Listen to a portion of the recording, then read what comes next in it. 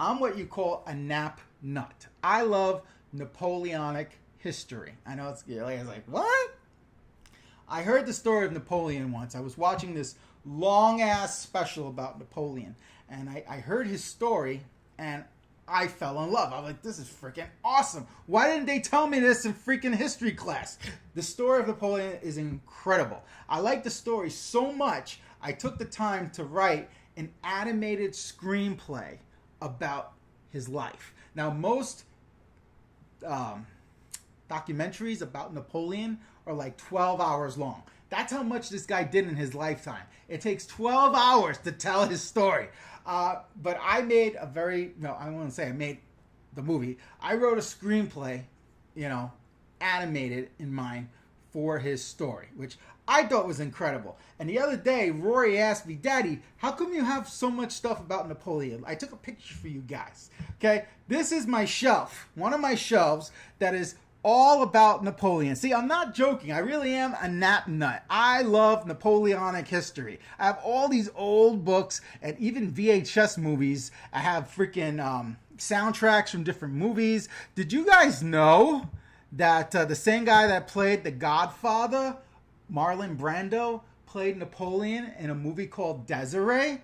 Check it out online. I'm not making that up. If Marlon Brando, the guy who played the Godfather, played Napoleon, Napoleon was an eyed guy, right? So I'm just saying. So I really like Napoleonic history, and I thought he was a badass, and he wasn't like freaking like Hitler. You gotta read his story, okay? Check out the story for yourself. The guy wasn't even French. He was Corsican, which is more Italian. He wasn't even French, and he ended up taking over. It's a crazy ass story. I'm not going to bore you with a whole bunch of details. I'll tell you the part of the story I like the best. So, as I mentioned, Napoleon was not French. He was Corsican.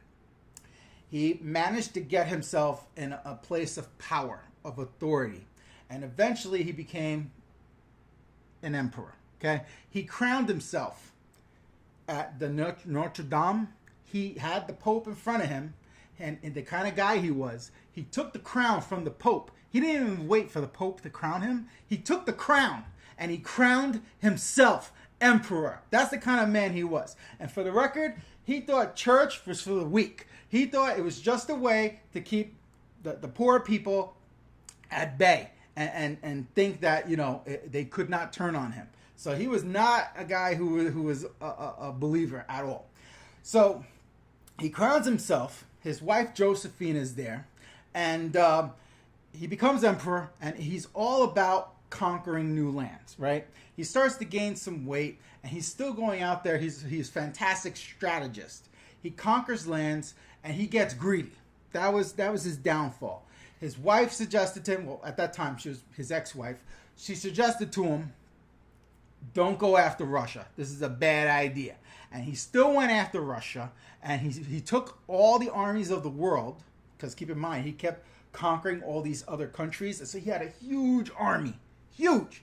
And they didn't have tanks back then or cars. They went by foot. So they marched to Russia. They did not plan this out very well. Due to the weather, he lost majority of his army. He gets to Russia. Moscow's on fire. And I know I'm butchering some of the details, but follow me. The city's on fire. He finally gets there. And then he decides to go back during the winter, okay? He marches his ass back over home. And by the time he gets home, his army's gone. Gone. And there's the freaking, all his enemies are waiting for him, basically. And they know his army is gone. And they go and they put him in a captivity, okay? They basically put him on a small little island, okay? And they said, okay, little Napoleon, you get to pretend like you're the boss around here. This is your island. You've been exiled. This is where you're going to spend the rest of your days, right? The story does not end there. Here's the part of the story I think is the most incredible. Napoleon never gives up.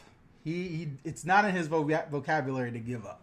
So he then sneaks off the island and he goes back home to France.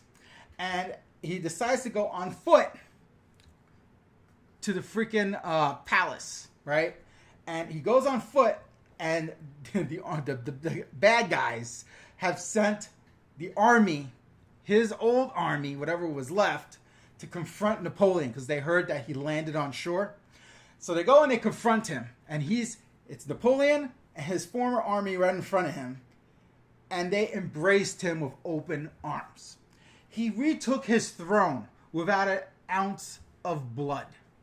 That's the part of the story I find so amazing, how everyone loved this guy because he did so much for them. He was not just a conqueror. He developed tons of stuff. He was a very smart guy. This guy never slept. He was seriously smart. And the people embraced him, and they put him back on the throne. Now, this pissed off the armies of the world. This infuriated them when they heard he escaped exile and reclaimed his throne. They were livid. So then they sent everyone out to get Napoleon. And ultimately, he ended up losing in a battle called Waterloo versus his nemesis, the Duke of Wellington. And that was that. Then he got exiled for good, and the end. Now, I actually have in my possession a piece of Napoleon's hair. I got it from Mr. Hair on eBay. So you know it's a fact, okay? It's a teeny weeny. It's this small. It's this teeny weeny small, okay? If you blink, you miss it. It's this small, okay? It's teeny weeny. A piece of Napoleon's actual hair, okay? So that's one of my prized possessions. I just love the story of Napoleon. Like I said, I could talk all day about Napoleon. I have a CD series where I do talk about Napoleon for like 2 hours.